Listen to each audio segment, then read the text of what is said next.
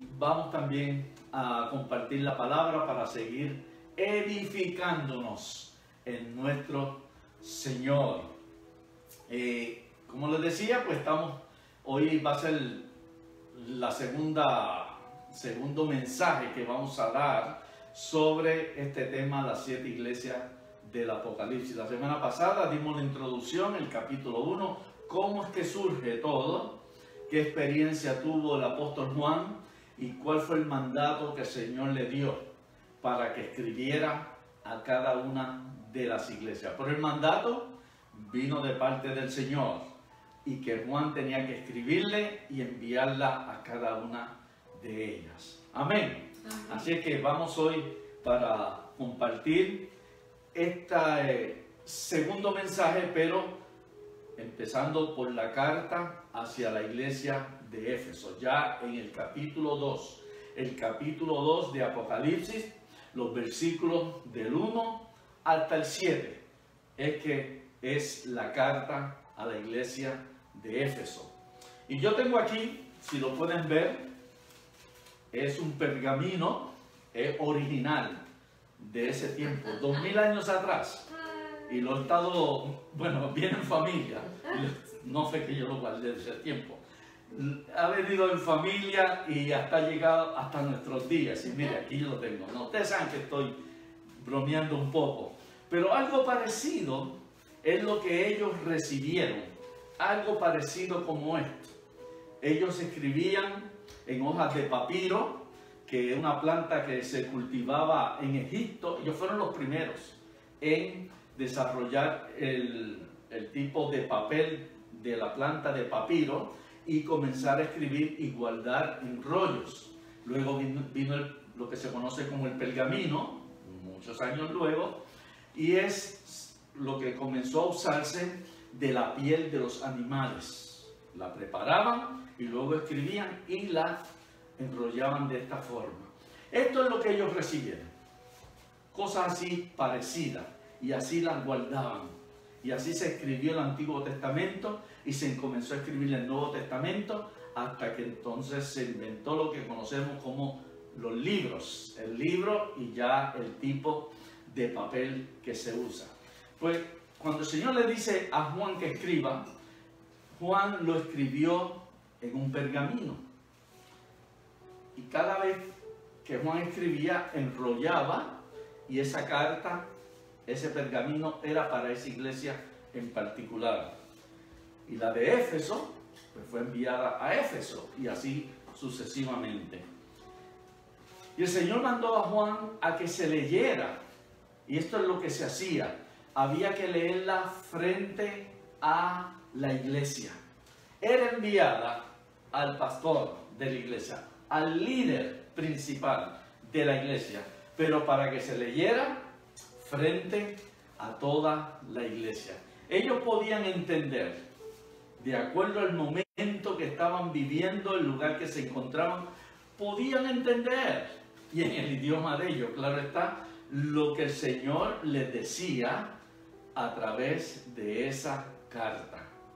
Y nosotros, pues, yo aquí voy a desenrollar el pergamino y voy a leer lo que fue en la manera en que ellos lo hicieron, para darle un toque de originalidad, para la manera en que ellos estaban ahí atentos, escuchando, y que el pastor de la iglesia, iba a leer de parte de Dios, lo que tenía que decirle a él primeramente y luego a toda la iglesia.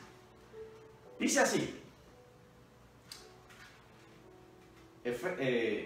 Apocalipsis capítulo 2, comenzando el versículo 1. Escuchemos todo.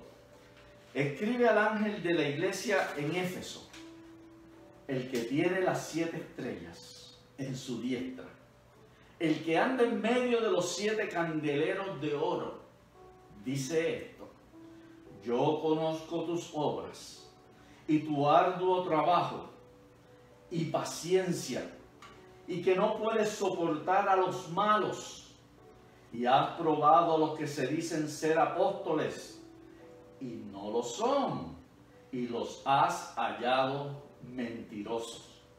Y has sufrido y has tenido paciencia.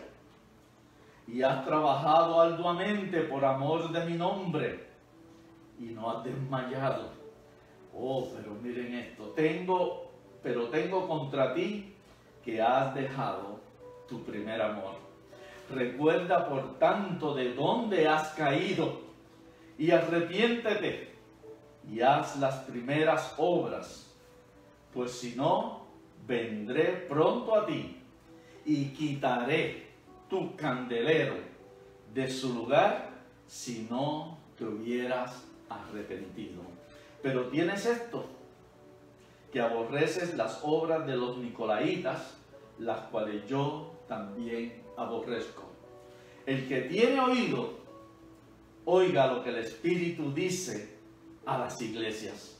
Al que venciere, le daré a comer del árbol de la vida, el cual está en medio del paraíso de Dios. Vamos a orar. Padre, en el nombre de Jesucristo te damos gracias. Gracias una vez más, Señor, por este hermoso día que nos permite vivir en él. Un día más de vida sobre esta tierra. Gracias, Señor, por tu grandeza y hermosura que se refleja y se ve a través de tu propia creación. Gracias, Señor, por esta transmisión que estamos teniendo el día de hoy y que queremos llevar a través de la misma tu palabra para que llegue a cada hogar, que llegue a cada oído, llegue a cada pensamiento, llegue a cada corazón y que tú inundes nuestra vida con tu palabra, Señor, y con la presencia de tu Espíritu Santo. Toca cada vida, toca cada corazón, toca cada uno, Señor. Esos oídos que se abran a ti, oídos espirituales, para que tu palabra penetre, Señor, y sea procesada de manera tal que podamos entender el mensaje que tú tienes para nosotros y que produzca cambios hoy, los cambios que nosotros necesitamos. Sigue bendiciendo a cada uno de los que está ahí ya atento, escuchando, Señor, esta transmisión, aquellos que se van a seguir conectando. Oh, mueve esos corazones, esa mente, para que lo hagan lo más pronto posible y puedan ser también bendecidos por medio de tu palabra. Aquellos que luego, Señor, van a ver la grabación, te pedimos que siga siendo el mismo poder tuyo el que hable también a cada uno de ellos. Gracias te damos, Padre. Bendice todo, de principio a fin, de esta transmisión, y que podamos decir que aunque estamos separados y distanciados unos de otros, pero que verdaderamente Jesucristo estuvo con cada uno de nosotros. Gracias te damos, Señor. Sigue bendiciendo todo lo que vamos a hacer para la gloria tuya. Te lo pedimos en el nombre, que es sobre todo nombre, en el nombre de nuestro amado, glorioso Salvador Jesucristo, a quien le damos toda la gloria, toda la honra y todo el honor. Amén. Y el pueblo de Dios dice, amén. Dale el aplauso fuerte al Señor. Aleluya. Y voy a dejar aquí el pergamino y voy a abrir la Biblia. Si ustedes tienen su Biblia a la mano, pues pueden seguir lo que vamos leyendo. El capítulo 2 de el libro de Apocalipsis, la revelación que Dios le dio al apóstol Juan para conocimiento primeramente de los creyentes y que luego nosotros podamos transmitirla al mundo entero, para que nadie tenga excusa de que Dios no avisó con tiempo.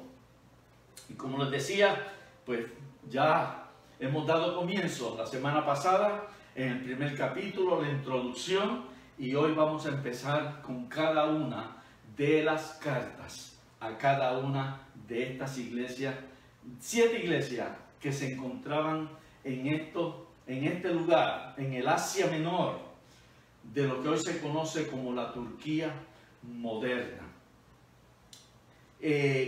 Para dar un poquito de trasfondo, la iglesia que se le conoce de Éfeso es porque estaba en esta ciudad que se conocía como Éfeso. Era la única que había en el momento. Y así por eso vemos que dice la iglesia de Esmirna, la iglesia de Pérgamo, Tiatira, Sardis, Filadelfia, Laodicea, porque eran ciudades y era la única iglesia que había hasta ese momento en ese lugar cristiana, creyente en Jesucristo. Habían otras, pero todas eran de idolatría, de paganismo, que habían templos que eran para los dioses paganos. Pero esta ciudad de Éfeso, donde se encontraba esta iglesia, era una ciudad que se conoce como una de las principales de ese tiempo. Estamos hablando 2000 años atrás más o menos. En ese tiempo era una de las ciudades principales dentro del Imperio Romano. Aunque estaba en esta parte del Asia Menor y prácticamente era directamente más o menos con Grecia, pero dentro de todo lo que era el territorio gobernado y dominado por el Imperio Romano, ya pertenecían a ellos. Y era una de las principales ciudades, más grandes, y que también era de mayores movimientos en cuanto a su desarrollo de ciertas maneras. Esta ciudad se conocía por su gran comercio que había en ella. Gente de comercio geográfico, el punto donde se encontraba, muchos comerciantes cruzaban por esta ciudad. Cuando iban hacia un lado y si venían del otro lado, también era el punto donde se encontraban o se cruzaban y que también ahí se hacía gran comercio. También estaba cerca de la zona portuaria, cerca del mar, y ahí los barcos venían, desembarcaban, y todo ese comercio estaba relacionado con esta ciudad de Éfeso. Por eso es que era tan importante. Pero además de ser un centro grande de comercio y de crecimiento, y que había mucho movimiento económico y masivo de personas que transitaban, que iban de un lugar para otro, había también mucha corrupción, había mucha maldad y también había mucha inmoralidad. Una de las cosas que se destacaba para ese tiempo es que había un templo que se había fabricado, que se había hecho en honor a la diosa Artemisa, que ese era el nombre que los griegos le daban a esa diosa, la diosa Artemisa, que los romanos la llamaban la diosa Diana, porque era en el latín, el idioma de los romanos. El idioma de los griegos pues era Artemisa, pero era la misma. Tanto la diosa Artemisa como la diosa Diana era la misma diosa mitológica que habían inventado los griegos. Dentro de eso estaba el templo que, según se dice, según comentaristas, historiadores, ese templo en su tiempo, unos 2000 o sobre 2000 años atrás, era una de las 7 maravillas del mundo antiguo. Llegó a ser ese templo. Podemos imaginarnos cuán grande, tal vez cuán portentoso era ese templo, que fue dedicado para esa deidad, esa diosa, falsa deidad, claro está, y que era la atracción grande de esa ciudad. Ese templo que ellos levantaron. Pero ¿qué sucedía con ese templo? Que había mujeres que trabajaban como sacerdotisas, servían como sacerdotisas a esta diosa Artemisa, a esta diosa Diana, y ellas ofrecían al público, ofrecían al pueblo, también a todos los visitantes que allí llegaban, ofrecían unos tipos de rituales que ellos llamaban como veneraciones a la diosa, que le ofrecían, que eran unas fiestas de lujurias, y eran fiestas de lascivia, y todo lo que era un tipo de prostitución a lo que se daba en ese templo para complacer y satisfacer a la diosa Artemisa. Por eso es que era un factor que era negativo contra la iglesia.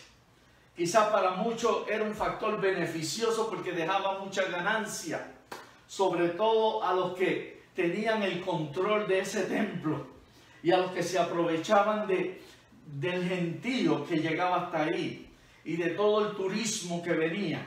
Pero era un factor negativo y de mala influencia para la iglesia de Éfeso. Y es ahí donde entonces vemos que la iglesia, cuando está en grandes ciudades como las que tenemos el día de hoy, en diferentes estados o en diferentes países, las ciudades más grandes de mayor movimiento es donde existe la mayor corrupción, existe la mayor criminalidad, existe la mayor maldad, el pecado, la inmoralidad. Y es ahí donde se hace luego tan difícil llevar a cabo el evangelio, porque va en contra de lo que es el mundo y de lo que es atractivo a la gente que es del mundo. Esta iglesia se encontraba en esa misma ciudad y tenía que batallar contra ese tipo de influencia maligna, pecaminosa, para poder estar y levantar y poder alcanzar a los que estaban perdidos. Ese es el trasfondo de lo que era esta iglesia de Éfeso en esa ciudad. Por eso el Señor le dijo a Juan, como leímos la semana pasada, en el capítulo 1, el versículo 11, le dice: escribe. Ahora Juan escribe lo que yo te voy a dar para mi mensaje para cada una de las iglesias. Porque el Señor sabe lo que estaba pasando cada una. Sobre todo porque en cada iglesia, al estar pasando por diferentes situaciones, ya no estaban tampoco los apóstoles. Como decíamos el domingo pasado, los apóstoles habían ido falleciendo no por su causa natural, sino porque habían sido perseguidos en una persecución que se desató a mediados de los años 50 hasta un poquito más del mediados de los años 60. Unos 15 años de persecución contra el cristianismo, contra la iglesia. Y los apóstoles fueron víctimas por causa del testimonio de Jesucristo. Fueron mártires por causa de la palabra de Dios. Y por ello no negar el nombre de Jesucristo. Y es ahí donde fueron perseguidos y diferentes de ellos mataron. Sabemos del apóstol Pablo, que fue decapitado. El apóstol Pedro, que fue, según se conoce en la tradición, en la historia, fue crucificado, pero no quiso ser crucificado de la misma manera que su Señor Jesucristo fue crucificado, porque él dijo: no soy digno de recibir el mismo tipo de crucifixión de mi amo, dueño y Señor, sino que prefirió ser crucificado boca abajo, dando a entender que él era indigno de tener ese honor de ser crucificado igual que Cristo. Y así muchos, según la historia, la tradición, lo que se comenta en la manera en que muchos también de los apóstoles, seguidores de Cristo, líderes, también fueron perseguidos y fueron matados. El último que quedaba era Juan. Y ya sabemos, había sido exiliado. Había sido puesto en cadena perpetua en esa isla de Patmos, que quedaba unas 50 millas retirada de la costa. Y vemos que ya no había una dirección, por llamarlo así, no había una dirección espiritual sobre las iglesias. Ya no estaban los apóstoles, que fueron los que establecieron las doctrinas y establecieron lo que era correcto y lo que no era correcto, lo que se podía permitir, lo que no se podía permitir en las iglesias. Ya no estaban ellos. Y es ahí donde entonces peligraban las iglesias de las influencias externas, de lo que se podía ir colando y metiendo dentro de la misma. Y por eso el Señor le está diciendo a Juan, es urgente la hora es crítica. Escribe antes de que vengan a perjudicarse más mis iglesias, el Evangelio, la palabra. Antes de que se vaya a derrumbar todo, escribe para que ellos vean que soy yo, que no están los apóstoles, no están los líderes, pero estoy yo, porque yo soy el amo, el dueño y Señor de la iglesia. Amén, gloria a Dios. Gloria sea el Señor. Él le dijo a Pedro, bien Pedro, has dicho lo correcto. Cuando Pedro le dijo, tú eres el Cristo, el Hijo del Dios viviente. Y él le dijo, bien has dicho, no te lo reveló carne ni sangre. Eso no fue por impulso propio tuyo. Eso tuvo que venir de arriba del cielo. Y te digo, Pedro, que tú ahora eres Petro, que significa piedra. Y dijo Jesucristo, y sobre esta petra, sobre esta roca que era Cristo, yo voy a levantar y voy a edificar mi iglesia. La iglesia pertenece a Jesucristo.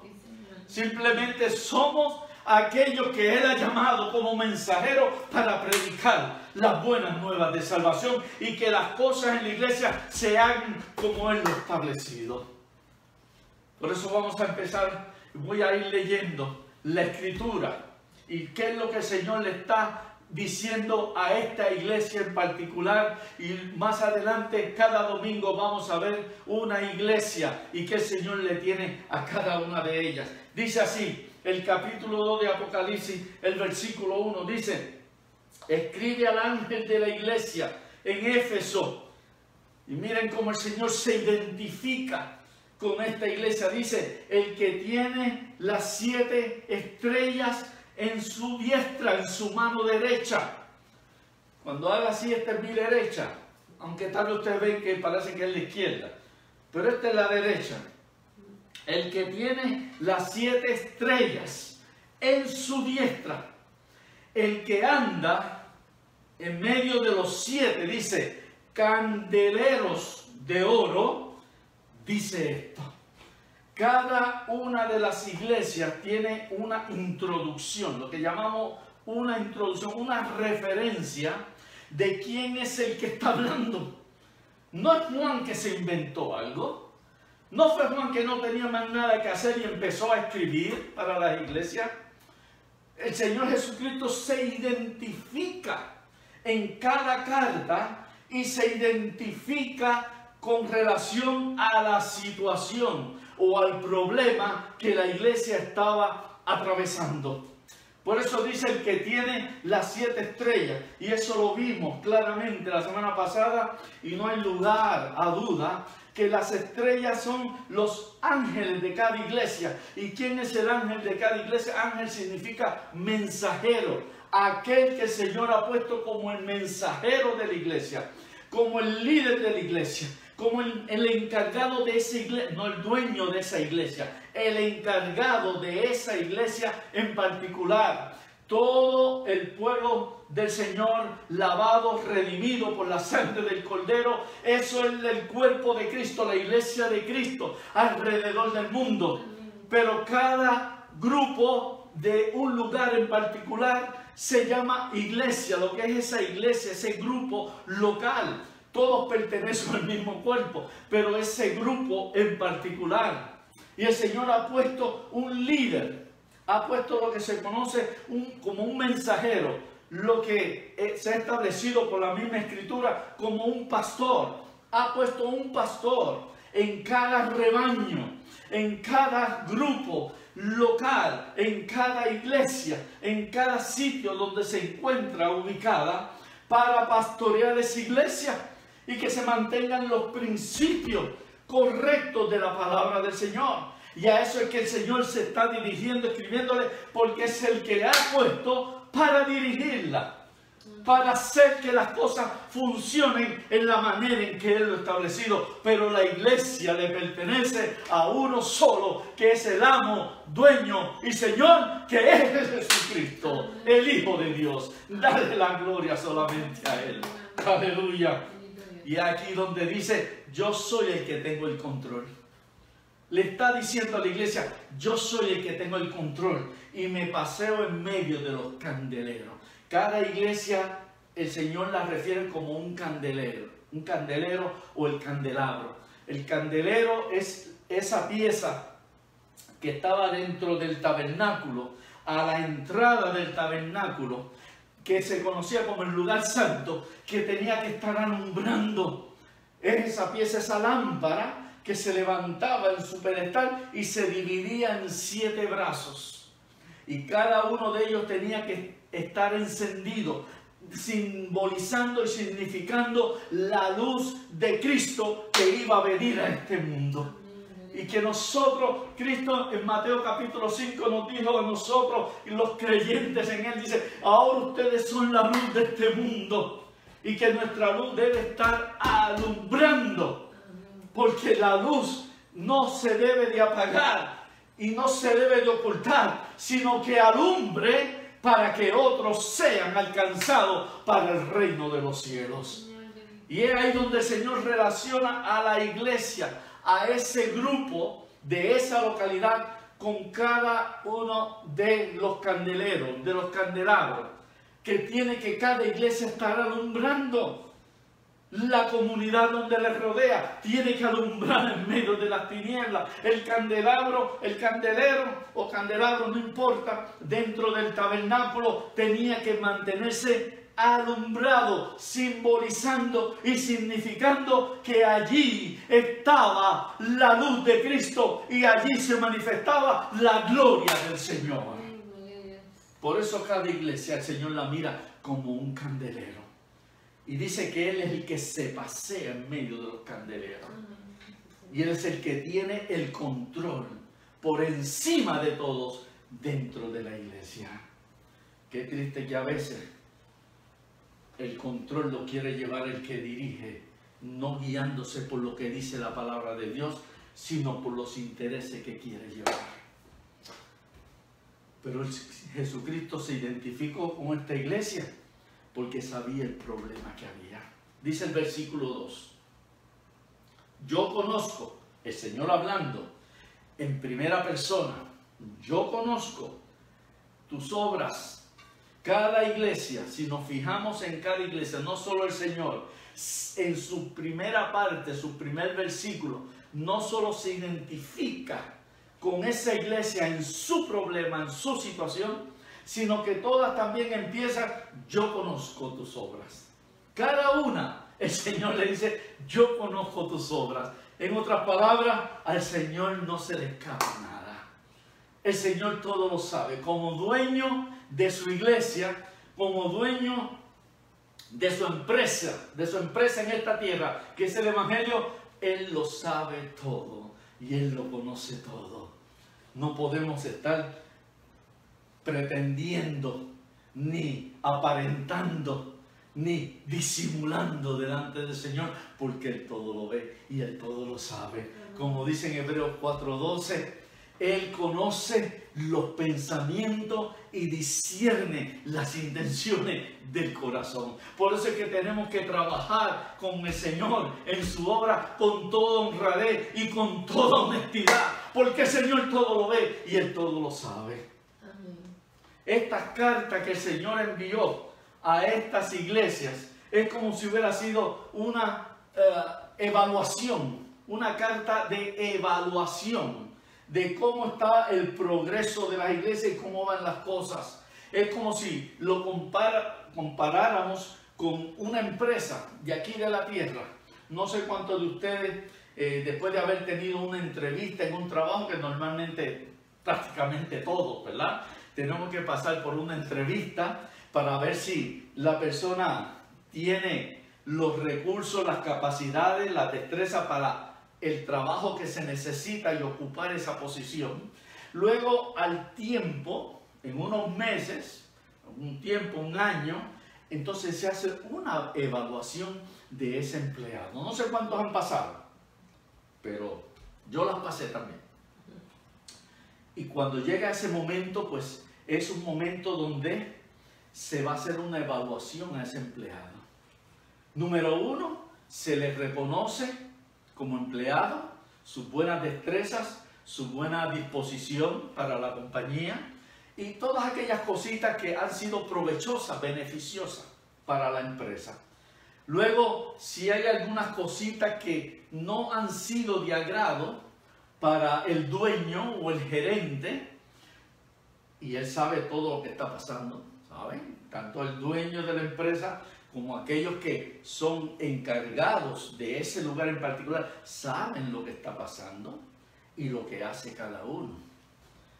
Y él luego que reconoce los buenos valores, entonces dice, pero ¿sabe qué? Hay cositas que no están siendo correctas. Hay ciertas cositas que no están haciéndose que sean provechosas para la empresa. Y eso hay que corregirlo. Y ahí es donde entonces viene la corrección. Tienen que cambiar esto, tienen que hacer esto. Aquí en esta carta el Señor está haciendo lo mismo. Es una carta de evaluación del Señor hacia esa iglesia. Primero Él se presenta y luego Él le va a hacer notar a la iglesia de las cosas que Él conoce y Él sabe. Y ahí es donde viene lo que se conoce como el elogio, la aprobación, lo que Él reconoce que ha hecho, el esfuerzo, todo lo que ha sido bueno, Él lo reconoce. Pero viene la otra parte, el otro factor, el otro punto. Aquellas cosas que el Señor tiene que reprender o que están desaprobadas, porque no puede aceptar eso otro que se ha hecho, que no era lo que Él quería que se hiciera. Entonces, no solamente viene un elogio y una aprobación, sino viene también una reprensión y una desaprobación en algo que no se está haciendo conforme en lo que el Señor quiere que se haga. Y no solamente viene entonces lo que es la corrección y la advertencia para que las cosas se pongan en el lugar. Pero falta una más. En las empresas quizás hacen 3, el Señor tiene 4. Y la última es una promesa, que no es otra cosa que un premio, una recompensa al que hace las cosas que son buenas y que son correctas. Igual que nosotros podemos hacer con nuestros hijos, cuando ellos se están criando. A veces uno lo puede llamar y sentarse y decir, mira, estás haciendo todo esto bien y estás siendo responsable. Oh, pero hay algunas cositas que no están correctas en ti, estas actitudes o estas formas de hacer las cosas o en la manera en que hablaste, eso no estuvo correcto. Y entonces buscamos que eso se corrija. Y luego decimos, ¿sabes qué? Si lo haces todo bien, te voy a dar un premio. Y el niño o la niña se entusiasma y dice, ¿de verdad? ¿Y qué me? Bueno, te voy a dar un buen premio. Esa es tu recompensa si haces las cosas como son. Mire, eso nos entusiasma, ¿verdad? Que así que todos nos entusiasmamos cuando te van a dar un premio. Eso es lo que el Señor le está diciendo aquí en esta carta. Y empieza el elogio. Miren, después que el Señor le dice, yo conozco, o sea, lo que te voy a decir es porque no me lo han venido a contar. Amén. Lo que te voy a decir es que no me lo han traído otros. Porque yo conozco y yo lo veo todo. Y yo sé lo que hace cada uno. Y dice, yo conozco tus obras.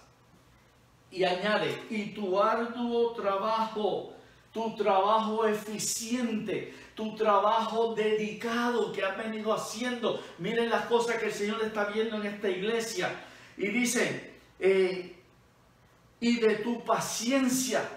Paciencia en ese sentido es tu perseverancia. Que no importa cuánto trabajo tenía que pasar y hacer las cosas, perseveraba y se mantenía. Dice, y tu paciencia. Dice, y que no puedes soportar a los malos. No los puedes soportar. ¿Qué significa eso? Que todo aquello que era de maldad o que se quería infiltrar de pecado dentro de la iglesia estaba entendida que no era correcto ni podía permitirse. Recuerde que estamos bajo unas influencias del exterior, del mundo, o gente que se mete en las iglesias y quieren cambiar el sistema de la iglesia y quieren traer el mundo dentro de la iglesia. Y es ahí donde dice y le reconoce el Señor a esta iglesia de Éfeso: miren, esta iglesia estaba bien, ¿saben? Estaba bien. Esa es la misma iglesia que el apóstol Pablo le escribió la carta a los Efesios. Es la misma iglesia. Y reconocía, dice, a los malos, a los que querían meter pecado dentro de la iglesia, hacer prácticas que eran indebidas, ilícitas, incorrectas delante de los ojos de Dios. ¿Saben qué sucedió? ¿Por qué esta iglesia estaba así? Porque esta iglesia no fue fundada por el apóstol Pablo, pero en su segundo viaje del apóstol Pablo se detuvo con su grupo. Él tenía un grupo que le ayudaba, ayudantes, a ministrar la palabra, y se detuvo ahí con su grupo, y entre ellos estaba una pareja, un matrimonio, Aquila y Priscila. En los Hechos aparece el nombre de ellos, del versículo 18 en adelante, capítulo 18 en adelante de Hechos, perdón. Y dice que cuando llegaron allí, el apóstol Pablo estuvo unos días porque él iba a continuar, pero ellos se quedaron, Aquila y Priscila, y comenzaron a llevar el evangelio en esta ciudad. Y dice que comenzaron a levantar una iglesia, un grupo de hermanos que se interesaron y se unieron para levantar una iglesia. El apóstol Pablo, cuando da su siguiente viaje, el tercer viaje, él se detiene en Éfeso, ahí termina su viaje. Y cuando termina, esa iglesia ya había levantado un grupo y se queda ahí en esa ciudad de Éfeso, pastoreándola por 3 años. Durante 3 años el apóstol Pablo pastoreó esta iglesia. Ahora imagínense ustedes, el apóstol Pablo pastoreando una iglesia, siendo un apóstol con todo el conocimiento, con toda la capacidad que tenía. ¿Cómo estaría esa iglesia? Bien enseñada, bien firme en los principios de Dios, bien correctas en la sana doctrina. El mismo apóstol Pablo, 3 años, no fueron 3 semanas ni 3 meses, 3 años levantando todo ese grupo, una iglesia firme, una iglesia fuerte. Y no solamente él, el apóstol también estuvo a cargo de esa iglesia y pastoreó esa iglesia. Miren ustedes, el apóstol Juan cuánto nos también sabía y podía aportar para el crecimiento de ese grupo. Y más adelante, entonces, Timoteo, el discípulo del apóstol Pablo, Timoteo, que él se convirtió bajo su ministerio, lo desarrolló, tomó a Timoteo, lo usó en sus viajes, predicando la palabra, enseñándole cada día. Y Timoteo vino a ser, siendo discípulo, hijo espiritual del apóstol Pablo, también fue pastor de esta iglesia. Por eso es que esa iglesia estaba bien firme en lo que entendía que era el propósito de la iglesia.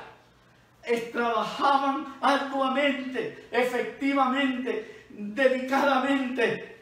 Sabían lo que era permanecer y perseverar en el Señor, en la fe de Jesucristo.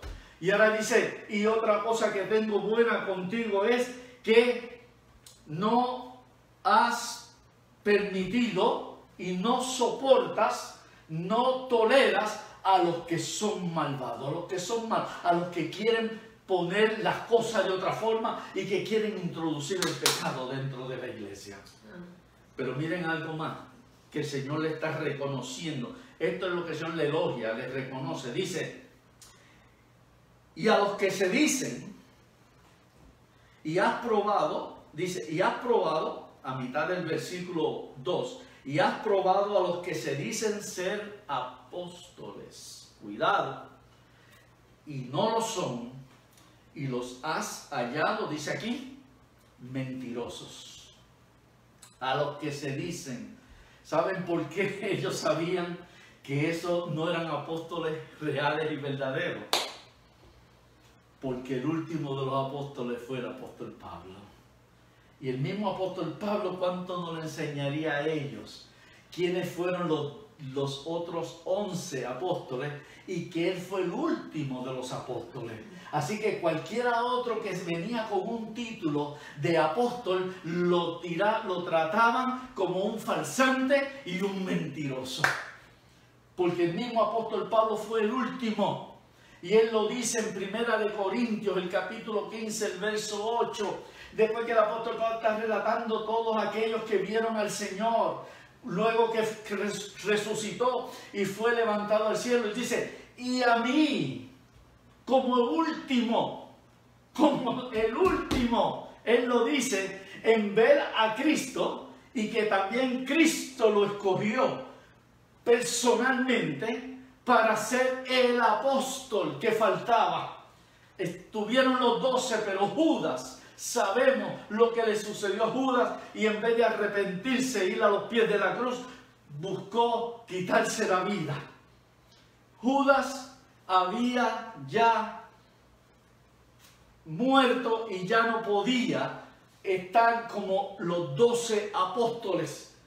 Y Jesucristo es el que llama. En Marcos capítulo 3 y Lucas capítulo 6 es cuando Cristo llama a sus 12.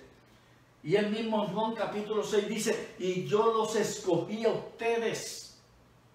Ahora él escogió a Pablo como el último de los 12 apóstoles. Y el mismo apóstol Pablo dice, y yo como un abortivo. ¿Y qué es un abortivo? Lo que él quiso decir, como algo fuera de lo común, algo fuera de lo corriente, algo fuera de lo natural. El Señor me escogió a mí. Yo que iba persiguiendo la iglesia y se me apareció ahí directamente el Cristo resucitado en su gloria y en su esplendor, de tal manera que el mismo apóstol Pablo no pudo resistir de ver esa gloria del Señor, que quedó ciego y cayó directamente al suelo. Nadie se puede contener ante la presencia directa del Señor. Por eso esta iglesia sabía quiénes eran los verdaderos apóstoles, y empezó a ver todo el que llegaba después diciendo yo soy apóstol, era un farsante, y no le escuchaban. No hay más apóstoles, no hay más apóstoles. Por eso cuidado con los que se dan ese título. No hay más ninguno. Dice, y los has hallado mentirosos. Dice el versículo 3, y has sufrido, has pasado por mucho dolor, por mucha angustia. Dice, y has tenido paciencia. Nuevamente, has perseverado, has permanecido. Dice, y has trabajado arduamente, incansablemente. Has hecho la obra, la labor, y arduamente, incansablemente. Dice aquí, por amor a mi nombre. El Señor. En otras palabras, mire, sabe que cuando el apóstol Pablo le escribe, luego que fue pastor de ellos, unos años después, le escribe a la iglesia de Éfeso, a los Efesios, y en el capítulo 1, el versículo 15, el mismo apóstol Pablo los elogia. En su carta le dice, por el amor que ustedes han demostrado a Cristo, a su obra, y por el amor que se comparten entre unos y otros. El mismo apóstol Pablo le estaba reconociendo en la epístola que él le mandó a ellos. Y aquí el Señor se los reconoce también, que ellos eran incansables, inagotables, el servicio, cómo servían al Señor, pero sobre todo por amor a Jesucristo. Miren lo que dice el versículo 4. Dice, pero tengo contra ti, tengo algo contra ti. Primero el elogio, la aprobación, la exaltación, ahora viene la reprensión. Tengo algo contra ti. Viene la desaprobación. Dice, pero tengo contra ti que has dejado tu primer amor. Miren, entre tantas cosas bonitas y buenas, esta iglesia, pero era una iglesia dinámica, era una iglesia eficiente, una iglesia dedicada, era una iglesia sobresaliente en su fase de servir a Jesucristo y manifestar el amor a Jesucristo. Pero de repente dice aquí, pero tengo contra ti que has dejado tu primer amor. Y a veces decimos, bueno, pero eso nada más. Pero si tantas cosas buenas, tenía un 90% bueno, pero solamente por eso, porque dejó el primer amor. Pero ¿saben qué? Que ese es el factor principal de nosotros para servir a Jesucristo. Habían dejado a un lado el factor principal, el factor del amor hacia Jesucristo. Eso es lo que el Señor le está haciéndolo saber, haciéndole ver que le faltaba el ingrediente principal. Muchas cosas buenas se pueden hacer, muchas cosas lindas. Oh, y cuánto a veces se hacen las cosas para tratar de que todo quede bien. Pero ¿para quién lo estamos haciendo? Habían descuidado que el factor primordial y principal es para que Cristo sea glorificado. Que el factor primordial y principal es para que Cristo sea exaltado, para que Cristo sea adorado y que toda la gloria le pertenece a Jesucristo. Parece que algunos empezaron a ver haciendo las cosas y se fatigaban, se cansaban, pero no lo hacían ya por el amor a Jesucristo.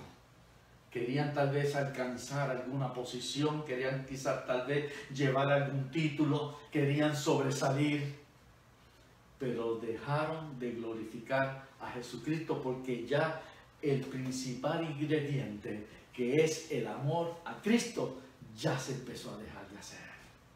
Y si amamos a Cristo de todo corazón, vamos a amar a nuestro prójimo de igual manera que nos amamos a cada uno de nosotros. El Señor dijo en Juan capítulo 13, el versículo 35, antes de despedirse de los discípulos, le dijo, y en esto conocerán, en esto la gente conocerán que ustedes son mis discípulos, en que se aman los unos a los otros en la manera en que yo les he amado. En esto es que se va a conocer quiénes son los verdaderos seguidores de Cristo, en la manera en que nos vamos a tratar y en la manera en que nos vamos a cuidar, en la manera en que nos vamos a proteger. Es que se demuestra que amamos a Cristo y amando a Cristo vamos a amar al prójimo y nos vamos a amar los unos a los otros. ¿Qué sucedió con esta iglesia? ¿Por qué? De repente, en la manera en que estaba siendo reconocida, en la manera que trabajaban, que el mismo Señor lo dijo, y lo hacían por amor a Él, de momento, de repente, se le fue el primer amor. ¿Para qué es el primer amor? Es lo primero que tenemos que estar seguros de saber. ¿Qué es el primer amor? Y eso se relaciona y se utiliza el ejemplo cuando dos personas se enamoran el uno del otro. Pero cuando digo dos personas, un hombre y una mujer, ¿está claro? Solo entre hombre y mujer en ese sentido. En que hay enamoramiento, en que hay entusiasmo, en que hay pasión el uno por el otro, el deseo que hay del uno por el otro, pero solamente entre hombre y mujer. No confundamos con lo que el mundo llama hoy día otra cosa. Y cuando hay ese tiempo de enamoramiento, ¿qué no hace uno y qué no hace el otro? Por el otro, para complacerlo, para estar con esa persona. quisiera estar todo el tiempo con esa persona, quisiera hacer todo lo posible por agradar a esa persona. Él quizás le dice, mira los aretes que le faltan a la luna, yo te los voy a traer. Eso me lo contó mi papá, de una canción que había. Y tú sabes, la flor que se da en el medio del desierto, pues yo la voy a conseguir, te la voy a traer a ti. Y ella se entusiasma, ay, qué lindo, cómo me quiere, cómo me ama. Y estoy dispuesto a sacrificarme esa estrella de mar que brilla como diamante, que está en el fondo del mar, yo la voy a buscar para regalártela. ¿Verdad que sí? Y eso es lo que se demuestra, estoy dispuesto a hacerlo todo por ti, no me importa cuánto sacrificio tenga que pasar. Amén. Y entonces, en respuesta a eso, ella le dice, pues yo también quiero lo mejor para ti, quiero agradarte, y mira, te voy a hacer un arrocito con gandules que va a ser sabrosísimo para ti. Y él se entusiasma con el arroz con gandules. O le dice, te voy a hacer un mangú que te va a gustar. Amén. O le dice, te voy a hacer unos tamalitos o unos taquitos que te vas a chupar los deditos. O le dice, te voy a hacer una empanadillita. ¡Ah, qué linda, sabrosa esa empanadilla! Son colombianas, ¿sabes? O le dice, te voy a hacer un arrocito con gris. ¡Ah!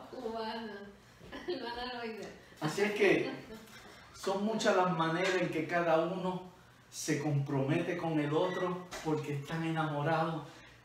La pasión, el deseo de estar el uno con el otro, de complacer y satisfacer el uno al otro. Pero más adelante, de repente, se enfriaron las cosas. Se decayó todo.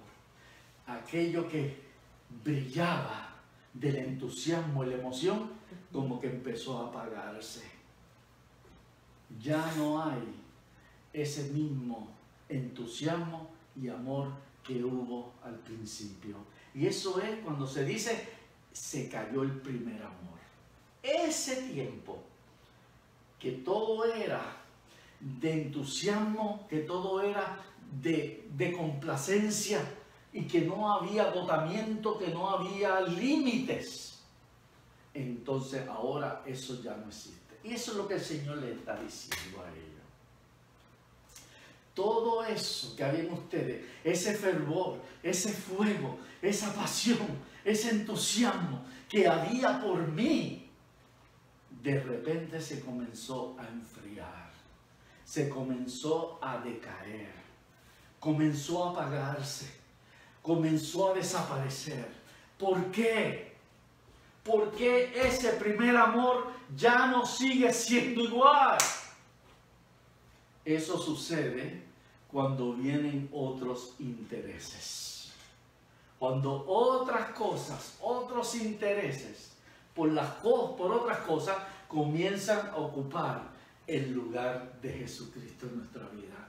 Cuando hay otras cosas que nos rodean, otras cosas que nuestros ojos empiezan a mirar, otras cosas que nuestra mente empieza a desear, que no son correctas, pero que están ocupando el lugar de Cristo. Y aún pueden ser correctas, pero están ocupando el lugar de Jesucristo. Ahí es donde empieza a decaerse. Dice en Mateo capítulo 6, dice, porque donde esté vuestro corazón, ahí está el tesoro. O donde esté vuestro tesoro, ahí está vuestro corazón. Sea de una forma u otra, lo que viene a ser para nosotros lo principal y más importante, a eso es que le damos el lugar principal.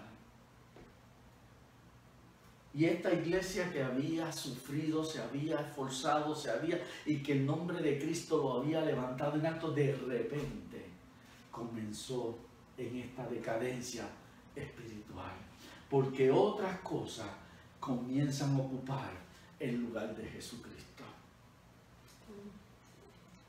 Y si así ocupa el lugar de Cristo, entonces de la misma manera se le comienza a dar más tiempo a eso otro. Dice en Eclesiastés capítulo 3, dice, Hay un tiempo para todo.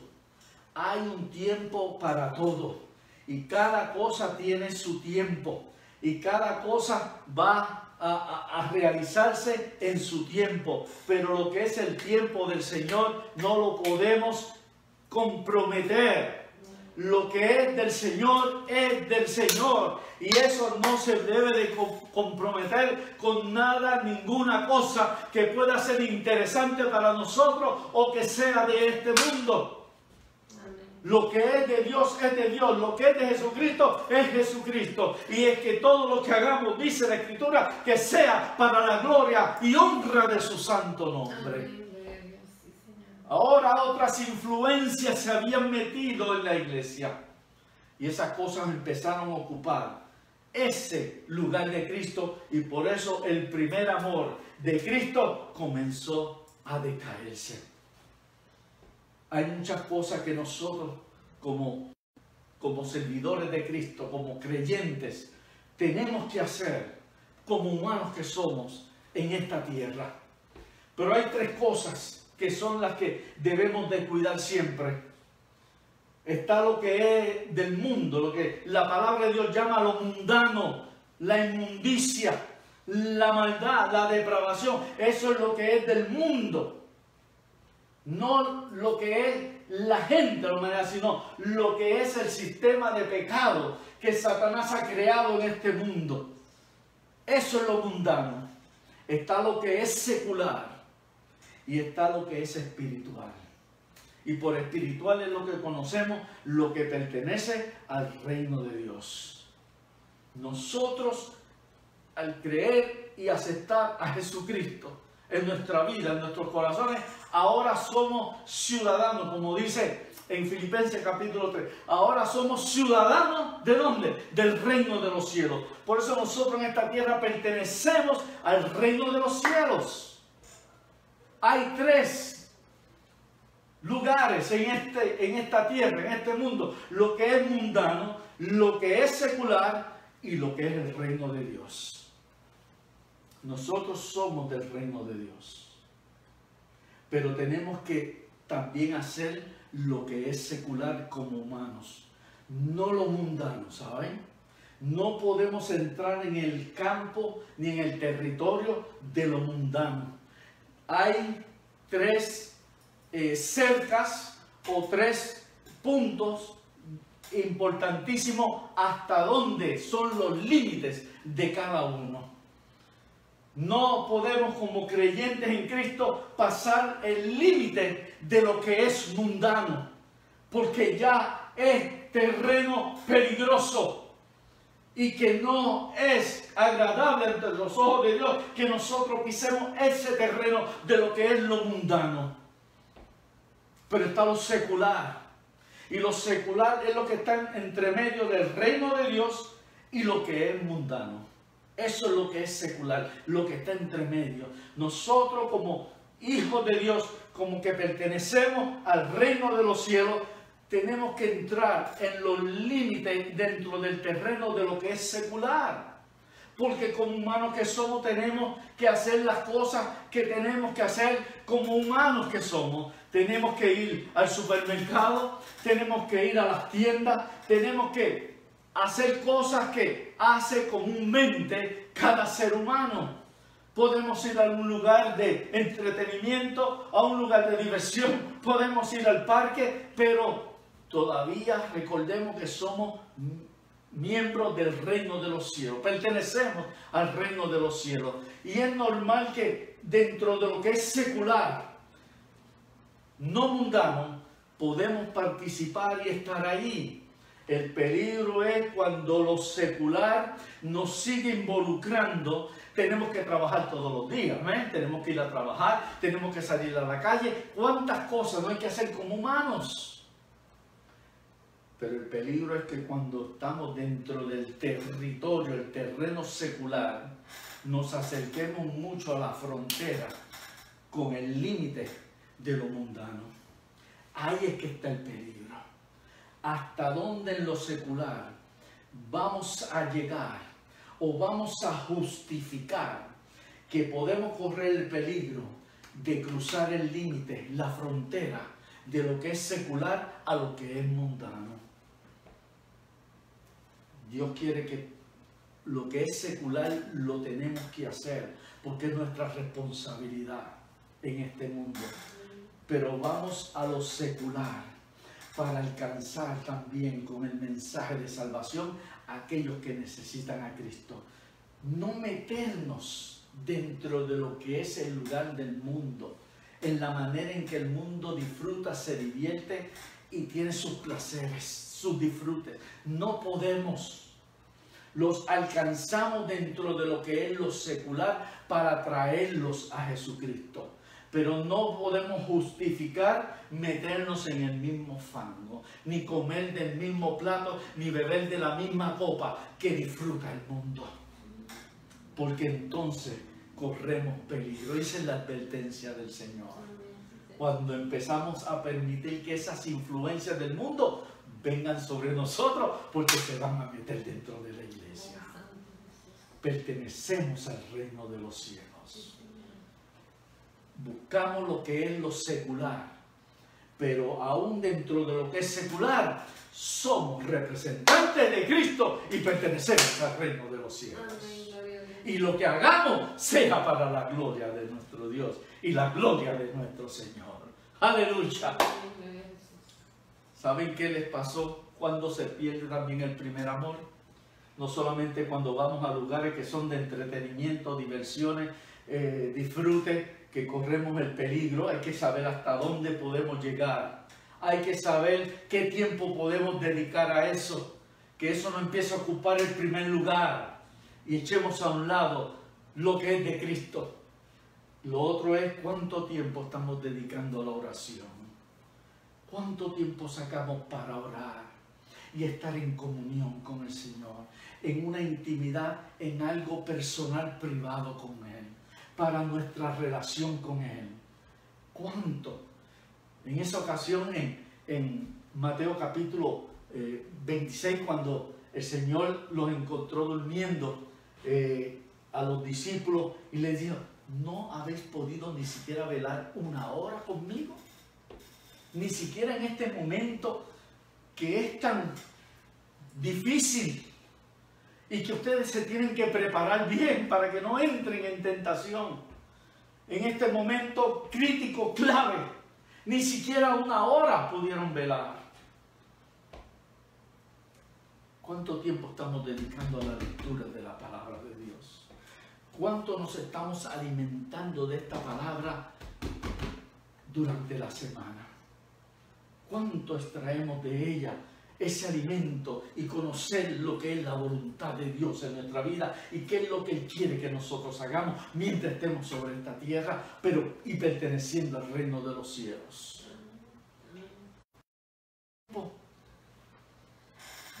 A veces gente dice, ay, pero es que estás leyendo, a veces no tengo tiempo, orar, pues me canso. Oiga, pero qué excusas más fáciles. ¿Cuánto tiempo pasamos viendo televisión? Algún programa que nos interesa, algo que queremos ver, que nos distrae, que nos alegra. ¿Cuánto tiempo pasamos? No estoy quitando de que eso no se haga, pero cuidado con lo que se ve, ¿saben? Porque lo que hoy día hasta por televisión se da es lo que antes se llamaba pornografía y era prohibido. Y hoy día ya se ve en la televisión y en diferentes programas, y sobre todo las no verlas. Las no verlas ya es un centro de pecaminoso que no hace nada de bien a los ojos ni tampoco a nuestra vida personal con Cristo. ¿Y cuánto tiempo se pasa una película? ¿Cuánto tiempo? ¿Hora y media, 2 horas, 3 horas? Si sacáramos ese mismo tiempo para alimentarnos de la palabra del Señor y estar en oración y comunión con Dios, oh, cuánto sería de provecho para nuestra vida. Cuánto beneficioso nos sería para nosotros. Qué diferente veríamos las cosas, porque las vamos a ver a través de los ojos del Señor, a través del Espíritu. Y con una mente dispuesta a Jesucristo, porque vamos a tener la propia mente de Cristo, como dice en 1 Corintios capítulo 2, versículo 16. Que tengamos esa mente de Cristo para que entendamos su voluntad y sus propósitos. Sí, Señor, bendito Dios. Eso es lo que deja del primer amor. Amén. Que ya no está la pasión, el entusiasmo, el enamoramiento por el Señor ni las cosas que son del Señor. Porque otras cosas han venido a tomar el lugar de Cristo en nuestra vida. Eso es lo que el Señor le está diciendo a ellos. Descuidaron el factor principal en ustedes. No es lo mucho que pretenden o que aparentan hacer. Es lo mucho que me aman y me glorifican en todo lo que cada uno está haciendo. Dale la gloria a Jesucristo. Aleluya. ¿Saben qué dice en Juan, el Evangelio de Juan, capítulo 14, versículo 15? Dice, el que me ama, el Señor Jesucristo hablando en los últimos momentos antes de ser arrestado, dice, el que me ama, dígalo si lo sabe, el que me ama guarda mis mandamientos. Y dice el versículo 23 y 24, dice, y el que me ama a mí y guarda mis mandamientos, a mi Padre también lo amará. Porque estamos siendo obedientes a su palabra. Estamos siendo obedientes a los mandatos que el Señor nos ha dado. Dice el versículo 24 de ese capítulo 14 de Juan, el Evangelio de Juan, dice, y el que no me ama, no obedece mis mandamientos. El que no lo obedece los mandatos de Cristo y no hace lo que aquí Cristo nos manda hacer, no le está demostrando que lo ama.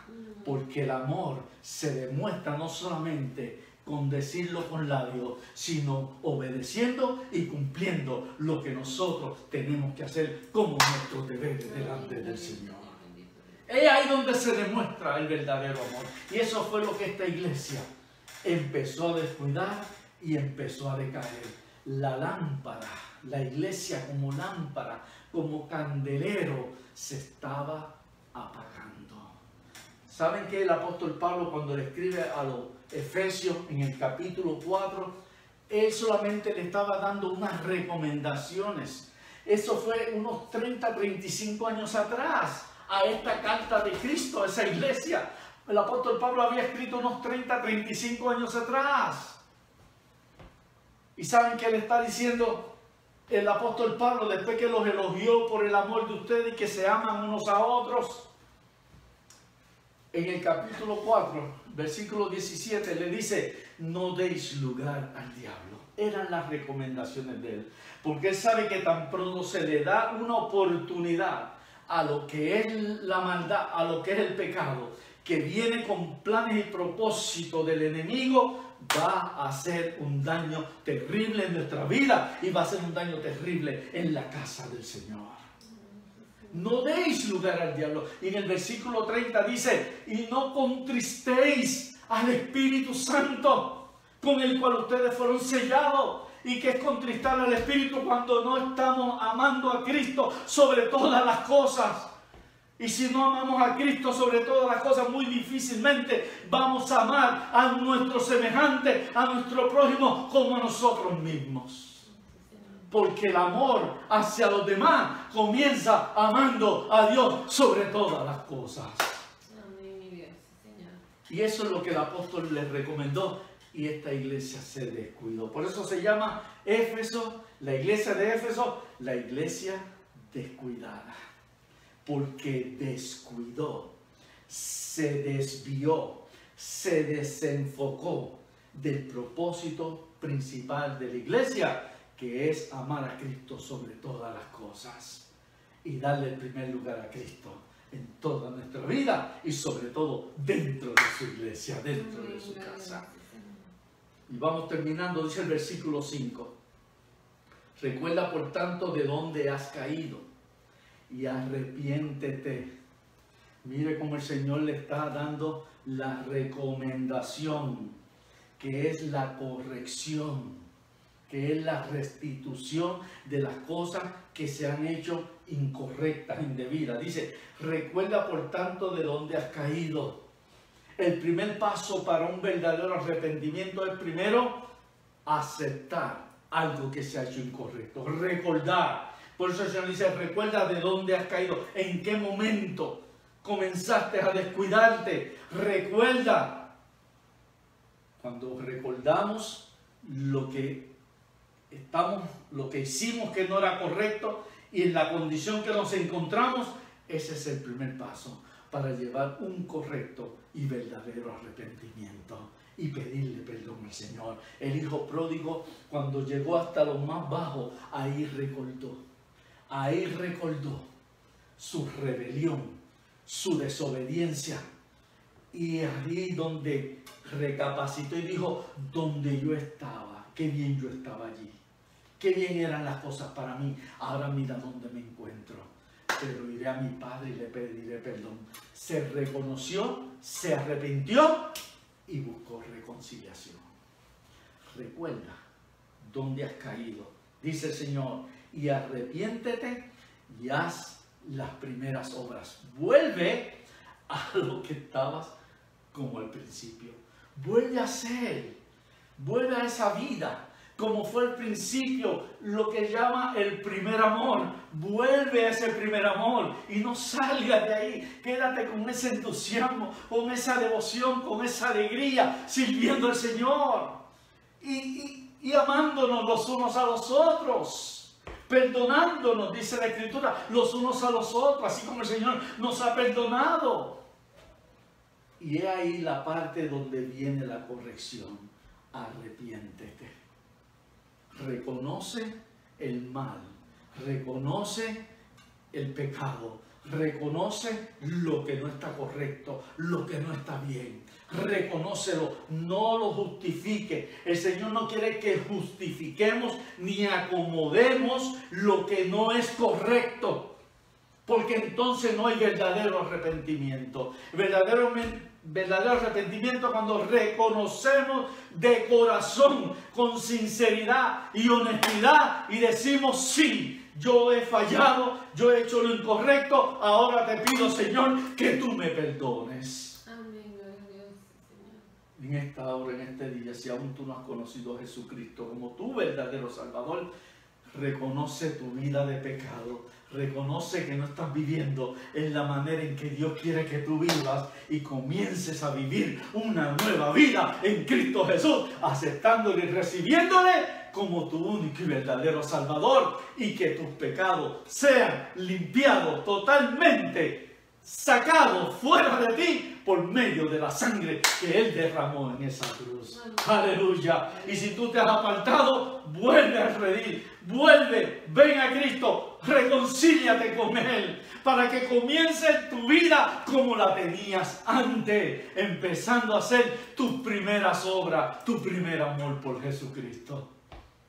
Dice el versículo, ahí mismo el versículo 5, dice, porque si no te arrepientes y vas a hacer las primeras obras, mire lo que el Señor le advierte, pues si no, vendré pronto a ti y quitaré tu candelero.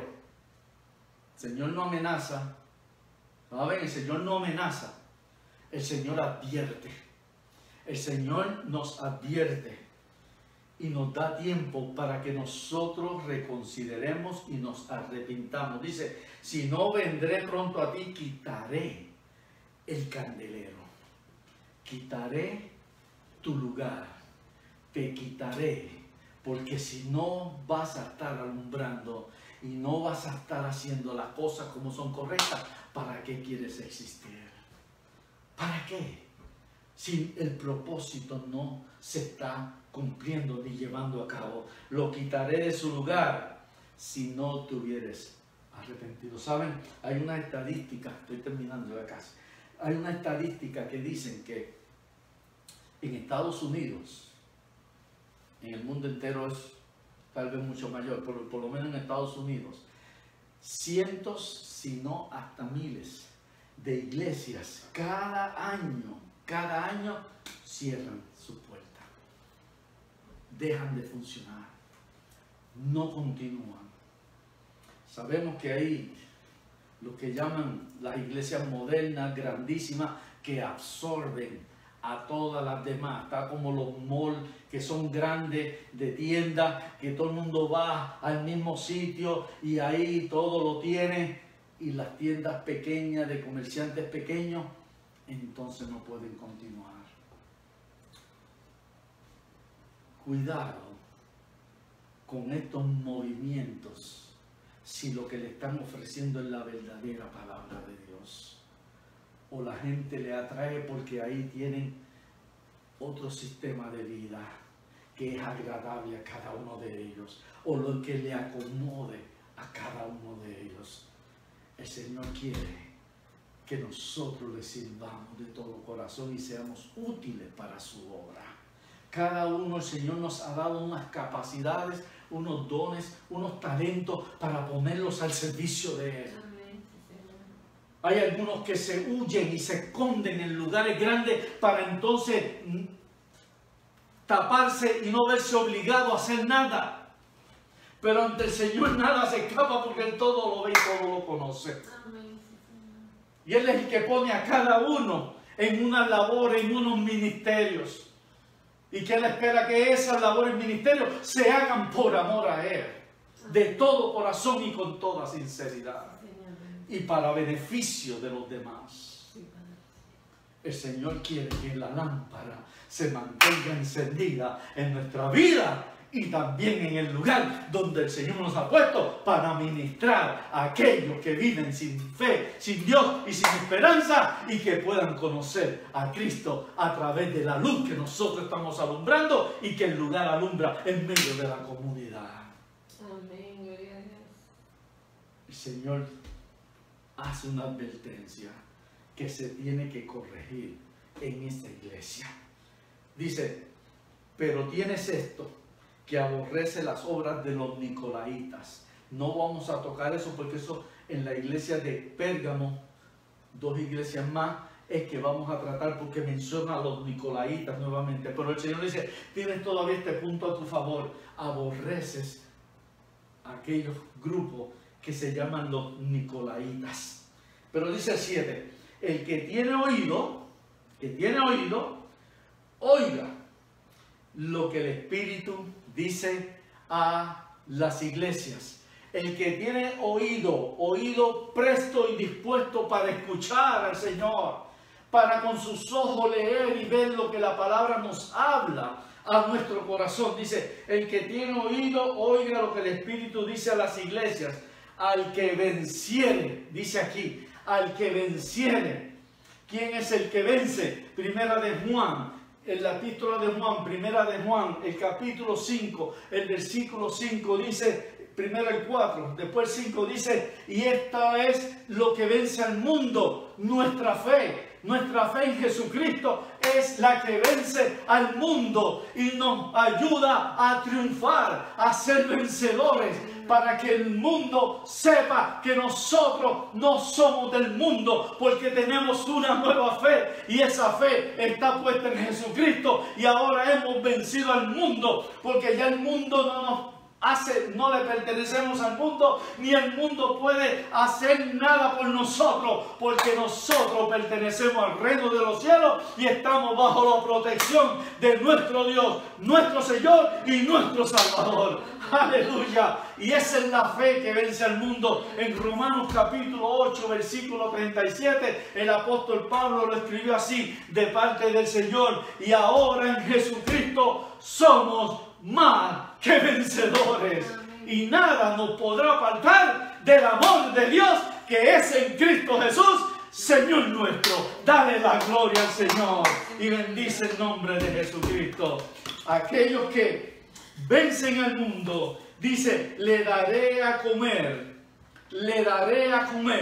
del árbol de la vida, el cual está en medio del paraíso de Dios. Y eso es lo que vimos hace unos domingos atrás en Apocalipsis capítulo 22, que esa ciudad celestial, que esa ciudad santa, la nueva Jerusalén, que va a ser el lugar final donde vamos a morar con Cristo por toda la eternidad. Dice que en el versículo 2 del capítulo 22 dice, y allí está aquel árbol que da fruto cada mes, que su hoja no cae, que ese fruto es para la vida de nosotros, el cual vamos a comer por toda la eternidad, simbolizando que tenemos y hemos alcanzado la vida de Jesucristo. Y nosotros vamos a comer, dice, al que venza, al que pueda ser uno que pasó por encima de todo lo que este mundo ofrece, de todo lo que este mundo puede dar, uno que pudo resistir y pasar más allá. Nuestra fe en Jesucristo, al que venza, yo le voy a dar a comer de ese árbol de la vida. En otras palabras, el Señor está garantizándote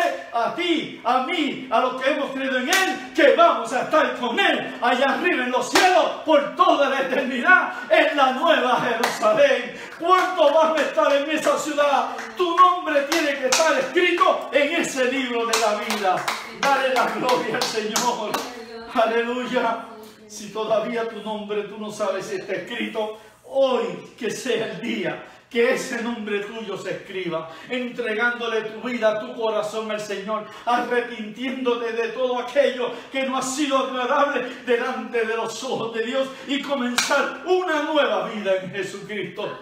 Dice 2 Corintios 5:17, de modo que si alguno está en Cristo, nueva criatura es nueva criatura, porque las cosas viejas pasaron y he aquí, todas ahora son hechas nuevas completamente por el poder de Él, el poder de su Santo Espíritu, que ahora vive y habita en cada uno de nosotros. Si aún tú no le has conocido, no dejes pasar este día. Y si tú estás apartado, reconcíliate hoy con el Señor. Estamos pasando los últimos tiempos. Estamos en la última generación. No dejes pasar las oportunidades que Cristo te da para que tú vengas a Él, o te reconcilies con Él, o afirmes más tu fe en Él, y seas uno que es más que vencedores en Jesucristo. Dios te bendiga.